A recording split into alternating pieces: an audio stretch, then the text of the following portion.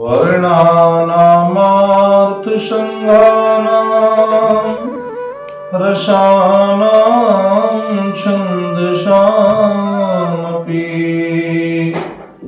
मंगलानां च कर्तारौ वन्दे वाणी विनायको सीतानाथ समारम्भाम् श्रीरामानन्दार्य मध्यमाम् अस्मदाचार्य पर्यन्ताम् श्री वन्दे गुरु परम्पराम्। बोलो सच्चिदानंद भगवान की जय। जय जय सीताराम। सज्जनों, ध्यान देंगे, जीवन का जो लक्ष्य है वो भगवत प्राप्ति है और मनुष्य शरीर जो है ना, यही केवल भगवान को प्राप्त करने का साधन है। क्योंकि अगर हमको साधन जो है लेना है तो वो शरीर ही है और वो मनुष्य शरीर। साधन धाम मोक्ष करि द्वारा पाइन जेहि पर लोक सवारा। साधन धाम मोक्ष करि द्वारा पाइन जेहि पर लोक सवारा। यह जो साधन है, शरीर ही साधन है, मनुष्य शरीर ही साधन है। बिना इसके हम भगवत मार्ग की ओर नहीं बढ़ सकते।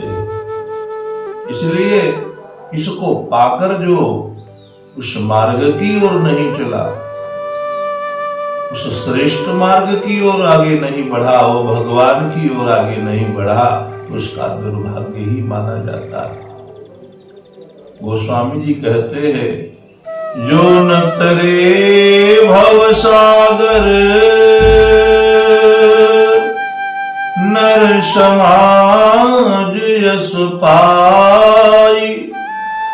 सो कृत निंदक मंदमती आत्महन गति जाय। मनुष्य समाज पाकर जो तरना नहीं चाहता, जो इस विशाल भवसागर को पार करने की इच्छा नहीं रखता, जो दुख से दूर नहीं होना चाहता, जो पीड़ा कष्ट बाधा इत्यादि से दूर नहीं होना चाहता, वेद भगवान कहते हैं तत्र को मोह को शोकः, वहां न कोई शोक है न वहां कोई मोह है। इसलिए मनुष्य शरीर में ही हमें भगवत मार्ग प्रशस्त होता है और सभी मनुष्य को चाहिए कि हमको इस शरीर के द्वारा भगवत साधन को हमको लेना चाहिए। बड़े भाग्य मानुष तन पावा, सुर दुर्लभ सदग्रंथ निगावा। बड़े भाग्य से मनुष्य शरीर प्राप्त होता है और हमें इस भाग्य को सराहना करना चाहिए कि ईश्वर कृपा करके हमें मनुष्य शरीर दिया, जिसके द्वारा हम भगवत भजन करके अपने जीवन का उत्थान करेंगे। और यहाँ पर बता रहे हैं, बड़े भाग्य मानुष तन पावा, सुर दुर्लभ सदग्रंथ निगावा। देवता को भी यह दुर्लभ है मनुष्य शरीर। भगवान कृपा करते, कबहू की कैरी करुणा नर देते सबिनु है तो स्नेही। भगवान जीव की दुख को देखकर, पीड़ा को देख करके, करुणा करके यह मनुष्य शरीर देते हैं, जिससे शरीर के द्वारा वह भगवान को प्राप्त हो जाए। तो यहाँ पर बताते हैं, नर तन पाए विषय मन देहि,